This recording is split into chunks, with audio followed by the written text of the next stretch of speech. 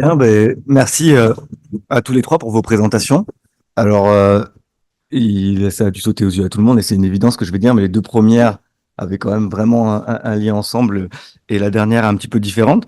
Mais le point commun finalement, c'est centré sur les déchets. Alors, on voit qu'on n'est clairement pas dans les mêmes enjeux, puisqu'il y en a, on est plutôt sur des déchets qui sont propres, secs, hein, comme on dit dans les collectivités, qui sont pas nocifs, quoique.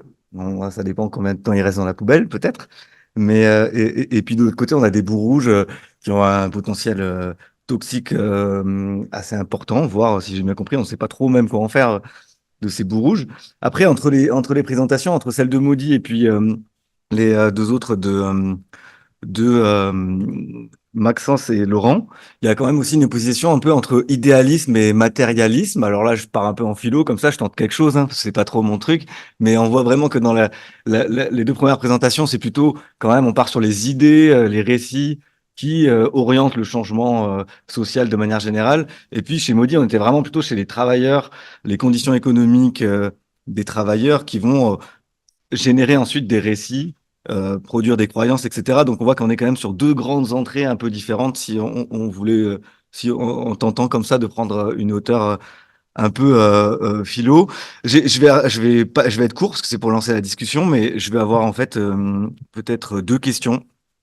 La première, elle va concerner la méthode. En écoutant les trois interventions, je me suis demandé, mais finalement, comment est-ce qu'on circonscrit des récits? Parce que je suis pas forcément spécialiste des récits. Et je me suis dit comment les circonscrire, c'est-à-dire que par exemple le zéro déchet ou la sensibilisation, comment est-ce que à un moment donné on se dit bah, le récit du zéro déchet c'est celui-ci, ou est-ce qu'on se dit ça d'ailleurs? Le récit de la sensibilisation c'est celui-ci. Alors est-ce que et dans la production des récits portés par les ouvriers, comment est-ce qu'on fait? Je pense que Maudit t'a exposé un peu que je pense que c'est par la technique des entretiens, tu as parlé aussi d'éléments méthodologiques, et peut-être dans les deux autres présentations, j'ai peut-être moins saisi comment on fait. Alors c'est à partir de documents, à partir d'entretiens, à partir d'un résumé que le chercheur fait, c'est-à-dire le chercheur, il voit plein de récits, puis il propose son propre résumé, qui est le récit, et on part de là. Voilà, j'avais cette question-là. C'est sûrement tout ça en même temps, hein, des documents, des entretiens, etc. Mais s'il y avait, chacun d'entre vous avait un exemple pour imaginer comment méthodologiquement on circonscrit des récits, on les détermine, on les coupe en fait, on les découpe. Et puis, la deuxième question, ça va être un petit peu par rapport à la thèse et à quel point on peut être critique dans la thèse. Quand j'ai vu les deux premières présentations, j'ai vu toute une série d'auteurs. Il y avait par exemple le gouvernement des conduites du Mission Kélié, il y avait Jean-Baptiste Comby aussi, qui sont des auteurs pour moi critiques. Alors surtout Jean-Baptiste Comby, le gouvernement des conduites aussi, me semble-t-il. Même j'ai vu du Foucault, etc. Et puis, du coup, à quel point ces auteurs-là, ils vont servir dans vos thèses alors à donner une tournure problématique, critique à la problématique, pardon, ou alors donner une interprétation générale à la fin de la thèse qui sera critique. Là, je parlais pour les deux premières présentations, pardon. Alors, ça doit dépendre un petit peu de comment on se positionne dans la thèse. Quand on travaille pour une collectivité, dans une bourse CIFRE, aller problématiser à la Foucault ou à la Rampala, tu as parlé d'Yannick Rampala, qui lui dit que le tri, c'est presque une domestication des corps et des comportements des usagers au service d'une industrie. Aller dire ça à une collectivité, bon, c'est quand même un peu délicat peut-être. Est-ce que c'est ça l'enjeu ou pas? En tout cas, Maudit, toi, dans la dimension critique, du coup, je l'ai complètement perçu parce que tu rentres directement par la justice environnementale et puis là, bah, c'est directement critique. C'est révéler des récits dominants qui invisibilisent d'autres récits. Donc là, on est directement dans la critique. Je pense pas que tu sois financé par Bayer, le procédé Bayer, si tant est qu'il dispose de financement adéquat pour la recherche. Et voilà, donc c'est une question un peu comme ça que je me suis demandé, parce qu'il y a eu toute cette série d'auteurs qui est arrivée, il y en avait des plus ou moins critiques qui sont plus ou moins mélangés. Et, euh, et donc, je vais en rester là, parce qu'après, j'aurai toute une série de questions sur les déchets éventuellement, puisque moi, je viens des déchets ménagers, un peu comme les deux collègues précédents, mais, je relancerai si jamais, en tout cas, il y a besoin à ce sujet-là. En tout cas, merci encore à tous les trois.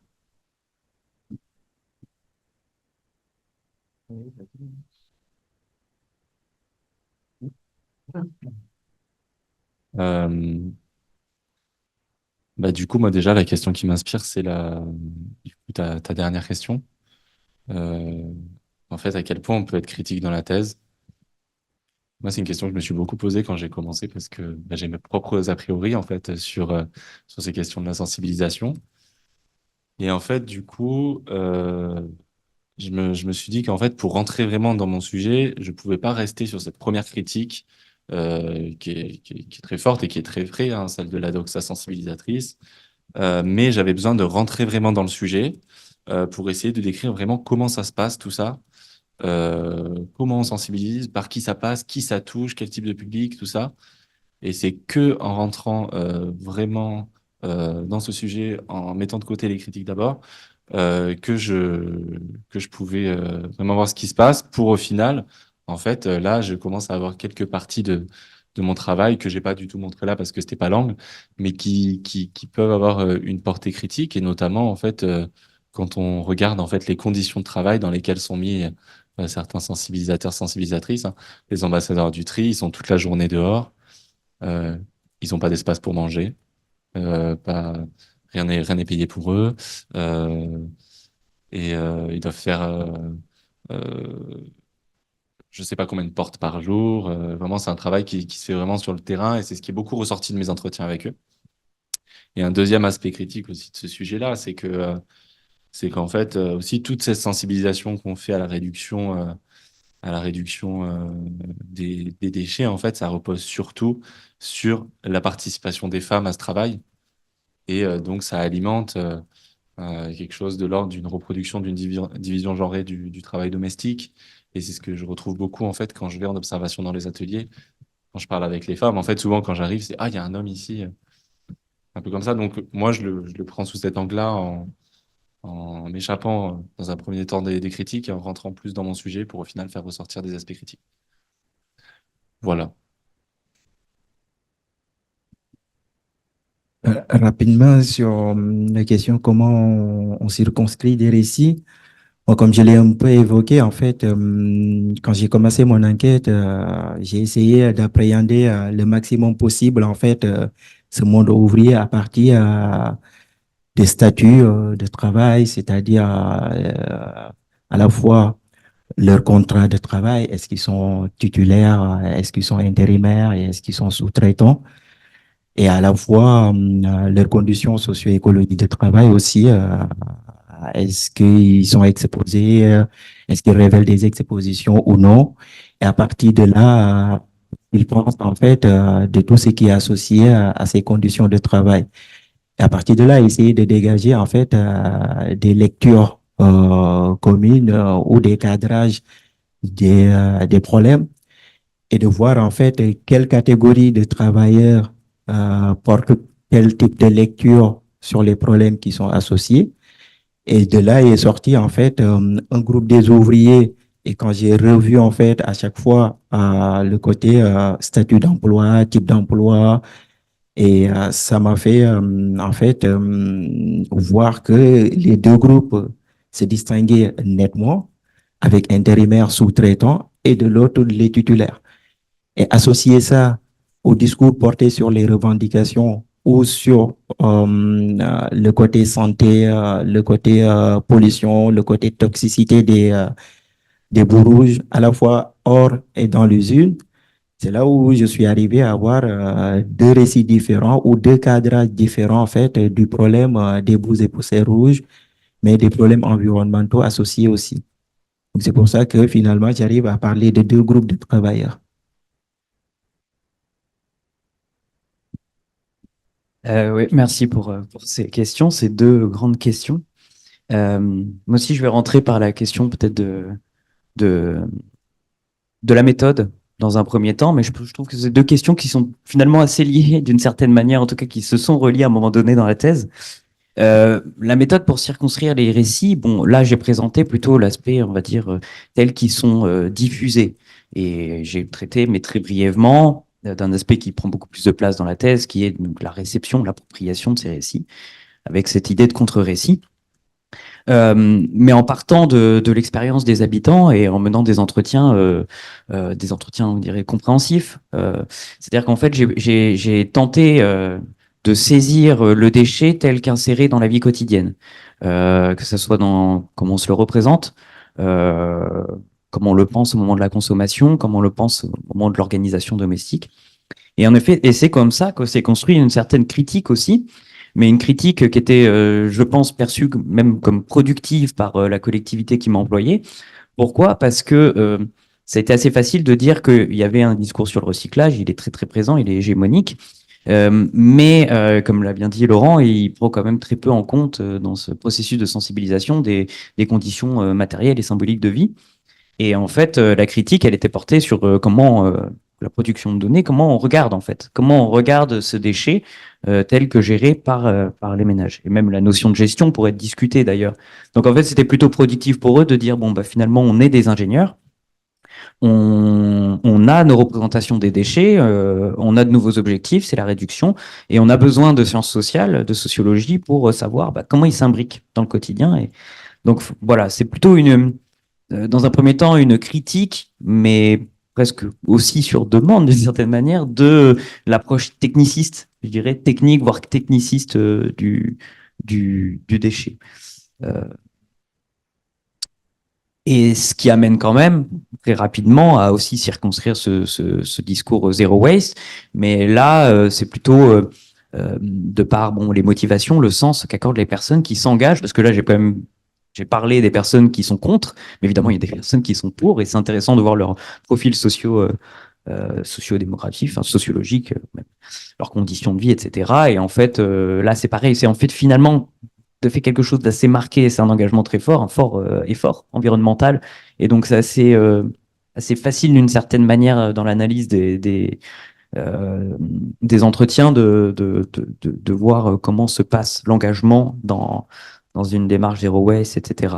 Mais ma dernière question en forme d'ouverture, c'est pas un résultat, c'est une question justement pour ça, parce que ce contre-récit, est-ce que c'est un récit en fait, ou est-ce que c'est juste un sentiment d'injustice assez diffus je pense que c'est plutôt un sentiment d'injustice assez diffus qu'un récit réellement structuré, bien qu'il y ait de la récupération politique par-dessus.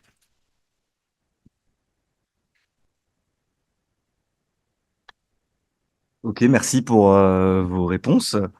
La salle, si vous avez des questions, des commentaires, des remarques, je pense qu'on a finalement légèrement un peu d'avance. C'est 30, donc Ah, c'est 30. de faire de continuer de le bien. Je pensais que c'était 13 heures. Ah ouais.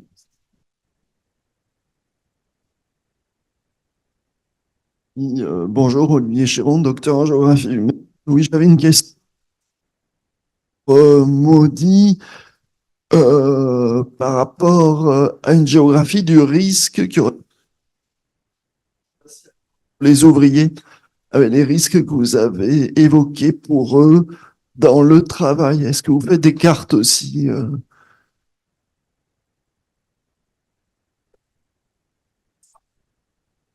Oui, Au sein de l'usine, non, j'ai essayé d'appréhender ces risques à travers l'ensemble des métiers, des tâches que décrivent les ouvriers en les associant en fait, en faisant leurs différentes tâches aussi dangereuses que l'autre, et de voir.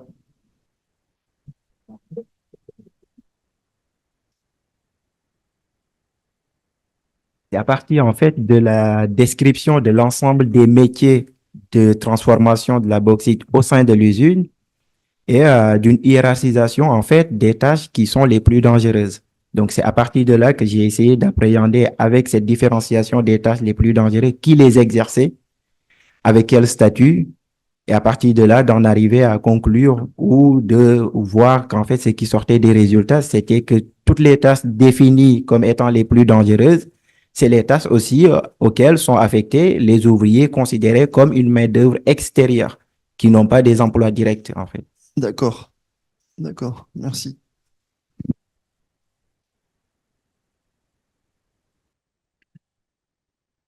Ouais, merci pour vos interventions. Deux questions, une remarque. D'abord sur l'approche sur la tarification incitative, donc qui a été abordée deux fois. En fait, c'est quand même un changement aussi. Alors ça, tu l'as pas dit, Maxence, mais ce qui est frappant, c'est que c'est quand même un changement et une restructuration d'un service public. Et on voit bien effectivement que la récupération que peuvent en faire les partis d'extrême droite actuellement en faisant la critique de cette tarification incitative, le fait que les gens doivent apporter leurs poubelles, etc. Donc il y a des collectifs aujourd'hui d'usagers mécontents, etc., qui ne comprennent pas en fait comment un service public qui fonctionnait sur la base de l'impôt, pour tout le monde de la même manière, avec un passage au porte-à-porte, change et tout à coup, on a une individualisation du service public, puisque je paie, alors ça tu l'as dit, hein, je paie en fonction de ce que je produis comme déchets. Et donc, on passe dans un registre que Rasmik Kesheyan appelle le gouvernement par les prix, en fait. Et ça, c'est un changement quand même assez radical de la politique publique elle-même, quoi. Donc, c'est assez particulier de se dire qu'au fond, cette volonté vertueuse de réduction des déchets, etc., produit de l'individualisation face à la question du déchet et remet en cause même la notion de service public et la prise en charge socialisée, finalement, de notre production de déchets, quoi. Je pense qu'il y a une dimension politique, là, qui est assez intéressante à aborder. Deuxième point, mais là, c'est plutôt une remarque par rapport à l'intervention de Maudy, que je trouvais super intéressante. Ce qui m'a frappé, en fait, c'est qu'on retrouve, alors je ne sais pas si vous connaissez ce bouquin, le bouquin de Nicolas Jounin, qui s'appelle Chantier interdit au public, qui est sorti en 2008 au Seuil, qui porte sur la division du travail dans les chantiers de construction. Et il décrit exactement la même chose, c'est-à-dire une division à base ethnique du travail, avec les tâches les plus dangereuses, les plus ingrates, confiées aux Turcs, etc. Voilà, avec comme ça, d'ailleurs même des affectations de compétences à des nationalités. Les Turcs savent bien faire la ferraillage, c'est super dangereux le ferraillage dans le béton, etc. Ça, ils savent bien le faire, les Portugais savent faire ça, etc. etc. Voilà. Donc ça m'a frappé, je pense que c'est peut-être une ressource à regarder, ce bouquin de Nicolas Jounin. Voilà. Et enfin, oui, dernier point qui s'adresse à vous trois parce qu'il est plus général. On est quand même frappé de voir quand même ce monde d'ingénieurs, ce qui a été dit par Maxence, qui jusqu'à présent apportait des solutions techniques, que ce soit pour le traitement des déchets, pour les boues, etc. Lorsqu'ils s'intéressent à essayer de faire changer les pratiques, finalement, aujourd'hui, est quand même très attiré par les sciences cognitives, par les solutions individuelles, par les nudges, par un tas de choses comme ça qui viennent des sciences de la gestion, qui viennent de l'économie comportementale, etc. Une espèce de solutionnisme, pas que technique, hein, tu évoquais le solutionnisme technologique, il y a aussi un solutionnisme euh, cognitif que proposent certaines branches de la psychologie aujourd'hui et qui séduit beaucoup ces univers-là, qui pensent pouvoir gouverner les conduites, effectivement. Et moi, au-delà de la critique qu'on pourrait en faire, qui est assez facile et peut-être rapide, mais ce qui m'interroge, c'est quel positionnement pour les sciences sociales. D'autant que si elles veulent avoir un positionnement critique, c'est assez inconfortable parce que ces disciplines-là, sciences de la gestion, etc., voilà, pour revenir sur la dimension critique hein, qui a été abordée tout à l'heure, comment on se positionne pour faire de la sociologie critique, par exemple, ou des sciences sociales critiques, vis-à-vis de ces univers-là qui cherchent aussi du côté des sciences sociales des formes de solutionnisme. Ouais. Ouais, oui, bah, du coup, rapidement pour réagir, ouais, les ingénieurs qui proposent des solutions aux acteurs ouais, décisionnaires, bah, c'est en fait, par exemple, l'exemple que j'ai montré de la communication engageante, hein, qui marche sans avoir besoin de faire beaucoup d'efforts apparemment, puisqu'en fait, on va direct toucher l'engagement des individus. Mais du coup, comment on se positionne en sciences sociales, pour moi, bah, du coup, c'est d'aller bah, faire un peu les travaux qu'on fait pour voir qu'en fait, finalement, ça peut reposer concrètement sur d'autres ressorts qui sont plus de l'ordre des compétences des acteurs et dans les conditions dans lesquelles ils sont mis, que par des techniques élaborées qu'ils essaient de concevoir. Du moins dans mon cas. Voilà. Ouais, juste sur cet aspect-là, moi aussi, je pense que euh, comment dire, je pense qu'il faut aussi savoir expliquer, en tout cas c'est ce que j'ai essayé de faire, que que c'est pas parce qu'on est à l'échelle individuelle qu'on a des solutions plus faciles à mettre en place, d'une certaine manière. Parce que j'ai l'impression que c'est un petit peu ça la traduction aussi, c'est-à-dire qu'ils sont happés par ces sciences comportementales parce que c'est pas compliqué, quoi. C'est pas compliqué à mettre en place. C'est plus facile de mettre quelques dispositifs techniques, quelques nudges que d'engendrer, bah voilà, peut-être dire un engagement chez les habitants dans des logiques sociales, créer du lien social, etc. Bon, voilà. Donc, après, c'est à eux de faire le travail, quoi. C'est vrai que ça nous éloigne de l'aspect recherche-action peut-être un peu plus, quoi. Mais bon, c'est nécessaire, je pense. Mais je voulais juste ajouter, peut-être ça va pas forcément répondre à votre question sur les solutions techniques, mais par exemple sur la question de considérer est-ce que c'est toxique, c'est pas toxique, par exemple, quand on prend le cas des poussières de bauxite. Moi, ce que j'ai observé aussi, c'est que dans la plupart des cas, en fait, l'expérience des ouvriers qui sont les plus exposés a été exclue, en fait, de cette définition ou de cette considération, est-ce que c'est risqué, c'est pas risqué. Et donc, moi, ce que j'essaye de montrer à partir de mon travail aussi, c'est de faire voir qu'en fait, la plupart du temps, la définition aussi ou la considération de est-ce que c'est risqué, c'est pas risqué, on ne peut pas souvent faire ça seul en ignorant en fait l'expérience de ceux qui subissent le plus ces risques-là. Donc, l'expérience vécue, pour moi, a une importance capitale pour pouvoir aussi appréhender des solutions. La plupart du temps, sur mon terrain, pas forcément français, mais ça a été beaucoup plus sur mon terrain africain. Par exemple, c'était très, très difficile pour notamment des ouvriers guinéens de faire voir ou de faire admettre en fait leur exposition aussi à la soude, au danger des poussières de bauxite parce qu'on leur disait tout le temps en fait, mais c'est un savoir profane qui ne repose sur rien du tout. Alors que de l'autre côté, euh, tous les travaux qu'ils mobilisaient en fait pour leur opposer cet argument, c'était des travaux qui ont été faits par des infirmiers qui travaillent dans un hôpital construit, financé, payé par la compagnie, la multinationale. Donc finalement, est-ce que ça c'est un savoir scientifique, sur quoi ça repose et pourquoi on l'oppose aussi à ce savoir profane qui pourtant émerge d'une expérience au quotidien de l'exposition. Donc voilà, moi c'est ce que j'essaie de montrer dans mon travail aussi. Très rapidement aussi. Merci beaucoup. Je voulais savoir si tu avais regardé aussi le discours scientifique qui peut être avancé et compte tenu, enfin les compétences scientifiques qui sont exercées par la gouvernance dans, par exemple, l'obtention de dérogations pour déverser les boues rouges. Quel est le discours quel est le récit en fait porté par des acteurs scientifiques qui sont dans les collectivités, qui donnent les autorisations. Voilà. En fait, sur cet aspect, il faut savoir que quand on prend le cas de Gardanne sur les bourous, il y a, pour pouvoir continuer à prolonger cette dérogation, il y a une étude qui a été commanditée et qui a été réalisée par BRCM. Il y a eu la CRIAD aussi, qui sont des instituts en fait, voilà, reconnus sur la question de la toxicité.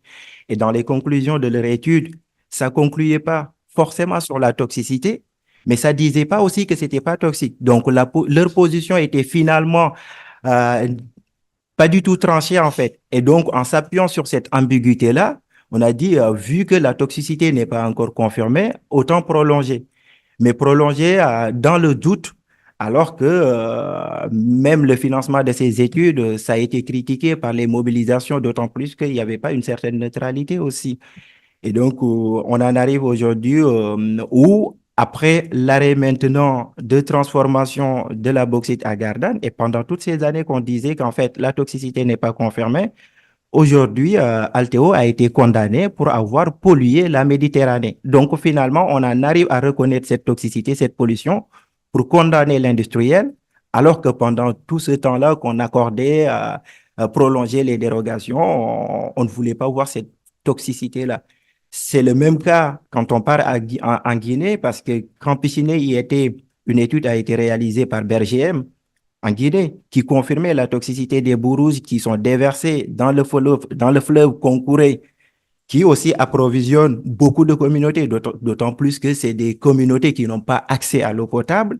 Mais sauf que jusqu'à aujourd'hui, cette toxicité aussi, il y a le côté de l'État guinéen, hein, parce que l'exploitation de la bauxite et sa transformation, c'est le plus gros, en tout cas, ça représente 20% du budget annuel de l'État. Donc, et l'État aussi ne fait rien sur ce côté-là. Donc, voilà, je pense que il y a la confirmation d'un côté pour les scientifiques, mais ça vient plus tardivement après que